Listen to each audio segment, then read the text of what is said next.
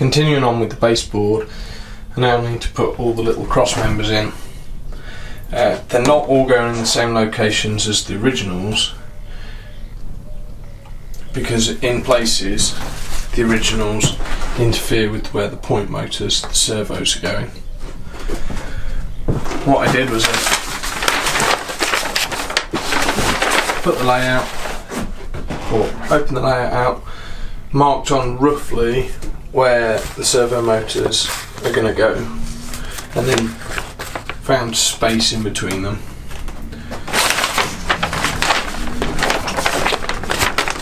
Then mark this onto the back one, and now I'm going to cut them all to length, drill some pocket holes, and then I can glue and screw them together. To try and make life easier for myself, all I've done is clamp the new frame on top of the old one. Just saves me extra measurements that were already done when I built the original frame. So I've got all of the little cross members cut to length and the pocket holes drilled, but before I can screw it and glue it all together, I need to drill holes in all of the internal cross members like I did on the original base frame, which will allow me to fit wiring through along the length of the layout. So to drill all the holes in the cross beams, I've set up a fairly simple jig on my pillar drill. I'll just drill the holes, move it along, drill them. The position isn't critical, so I'll just do it by eye.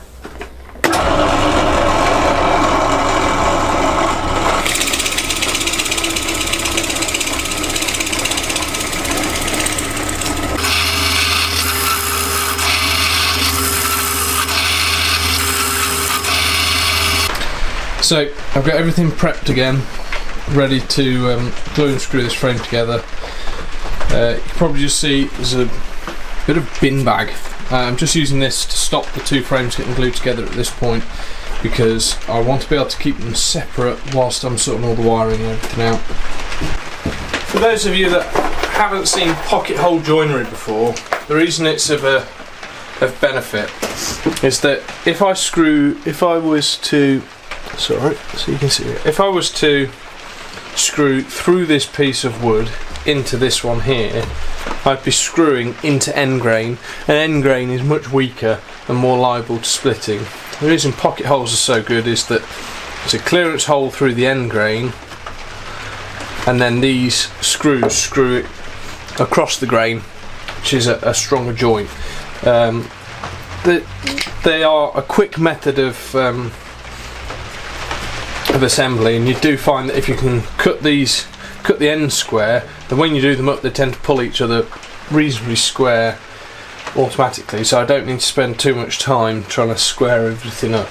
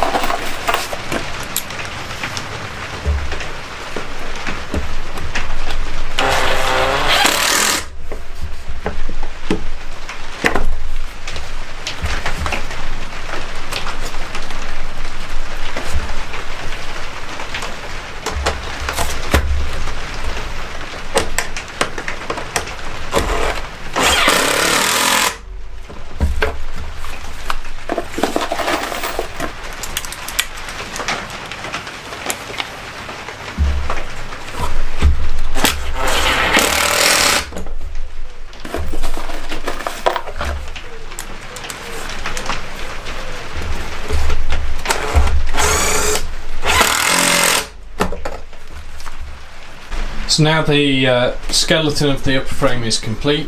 I'm going to leave it overnight to dry, and then hopefully tomorrow I can cut the top to shape and glue and screw that in place as well.